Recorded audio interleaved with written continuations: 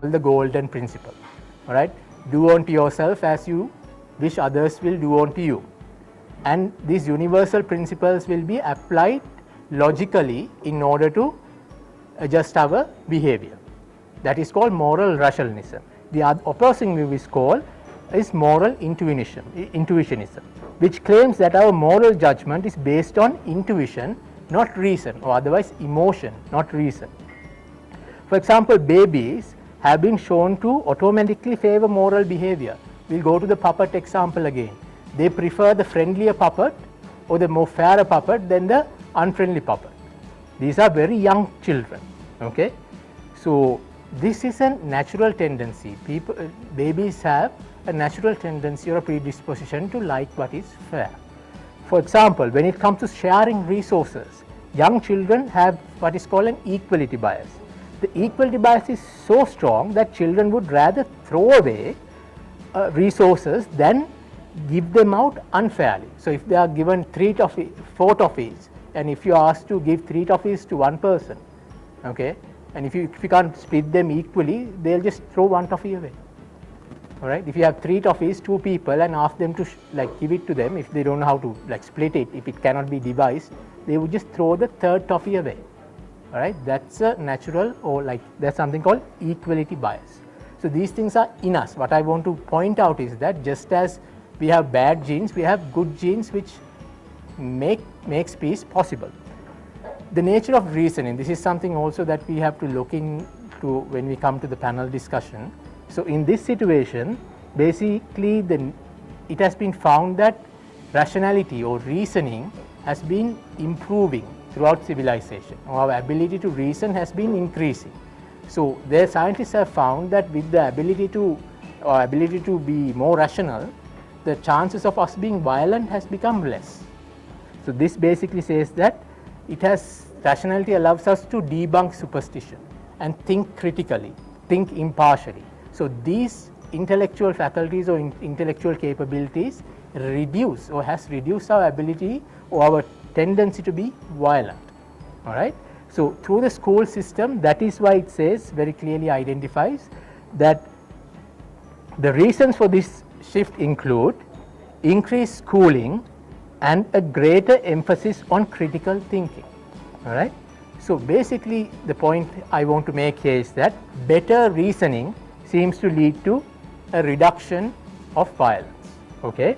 All right. If you have any questions, you can raise a point of order. All right. I'm moving on. Nature of self-control. All right. What is the nature of self-control? Scientists have found again here that more self-control you have, the less violence you will become. Basically, there are 2 brains in our system. There are many brains, many parts of our brains doing different things. One is called the primitive brain or the limbic system. The behavior is regulated by the limbic system. For example, our impulses. We suddenly see a nice piece of cake, a delicious piece of cake, and you get an impulse that you want to eat it. All right, but you know that you have diabetes. If you go ahead and eat it, regardless of whatever the cost, that means the limbic system has overridden your prefrontal cortex. Prefrontal cortex is basically in charge of your rational thinking, your ability to think, analyze costs and benefits, weigh them and decide. All right. So now these things have been numerously proved again. For example, people who have depressions or people who have injuries to their prefrontal cortex, this is the one right here, have shown to be more violent. All right, because if you look at the brains of serial killers and all, they have less impulse control because their prefrontal cortexes have been damaged. For example, brain scans of violent people show shrunken prefrontal cortexes. All right. So, however, what's the most important thing to take out of this thing is that self-control is actually a malleable trait. That means it can be trained. For example, when government outlawed violence, for some time in the past, government actually endorsed violence. For example, think about trial by combat, right? Earlier there was a period, we have learned about this, not trial by court, trial by combat, where justice was determined by who will fight with one another, who will win from a fight. Okay? And for example, the cases of gladiators, where there was public cases of violence. Even now we have MMA, right? We have wrestling, right? Not like that. Those days it was officially endorsed, right? Violence. But now with civilization coming into being, like becoming developed day by day, violence was prohibited generally, or otherwise violence was basically monopolized, and the government only has the ability to enforce violence now. That's the role of the law. All right. So the government is the only one has the power to enforce violence or use violence. Otherwise, there's a monopolization of violence. Because of this, like new policy or these policies to outlaw violence, citizens had to learn to strengthen their willpower, which resulted in them becoming less violent. All right. Willpower can also be weakened through, for example, poor nutrition. There's a very direct link between nutrition levels as well as your ability to have your will. I make this speech to my children when I say, what do I say basically? If your brain is not your best friend, then there's something not wrong with you, but with your system. Make sure that you are getting proper nutrition. Make sure that like physiologically, biologically things are in order. It's not just you. If you don't blame yourself, if you are just bored, if you find difficult to study, if you procrastinate, okay, just don't say I'm a loser, I'm useless. Don't do that. You have to get yourself checked. Especially this is the modern like era. We have solutions for this. So make sure, just like that, what I have to say is that all these things, all the behavioral traits that we display has a physiological, neurobiological basis. All right. Please take that to. That's what we have to take into account when we make policy. Culture and custom. Finally, culture is king or custom is king. Otherwise, custom, because of a natural tendency to acquire knowledge and imitate the behavior of people around us, we gradually form these behaviors or acquire certain behaviors by observation and repetition. All right, these naturally or gradually become sometimes even unconscious behavior. All right, it becomes ingrained behavior. Otherwise, the human mind has the ability to be programmed, okay, indoctrinated, trained. Okay, so that's what you have to understand, and this is where education comes in, and a culture of peace is required. All right. So final thing, what is the role of education in peace? So this is what Tea and Diplomacy is suggesting. Nurture children to override their natural predispositions for violence, discrimination and selfishness.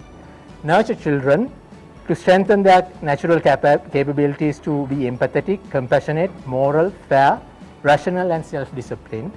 Nurture children in a culture of peace and shared human values without the artificial distinctions found in the current world. So we have to take these artificial distinctions out of school. All right. So this is the bibliography. If you like to look at this, these are the specific books that I've used for this presentation, but recommended books and references, I can send you the slide. All right. Finally, we'll look at this video and we'll go to the panel discussion.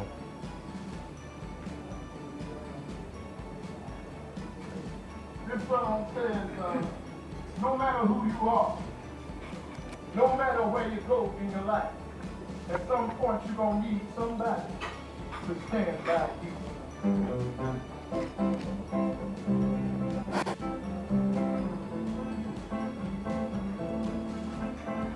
Oh yeah, oh my God, stand by me, no matter who you are.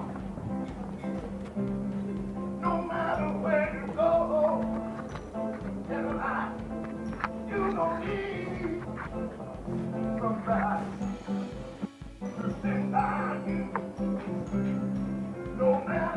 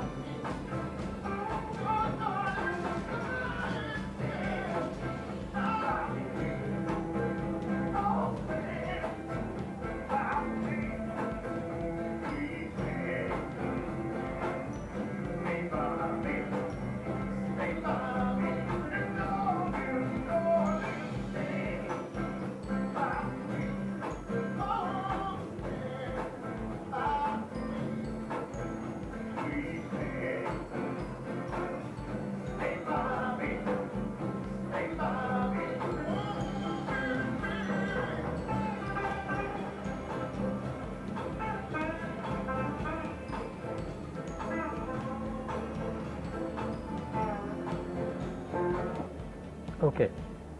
So my basic emotional statement that I'm trying to make is, if they can do it, why can't we? All right. Okay. So we can move to the panel discussion.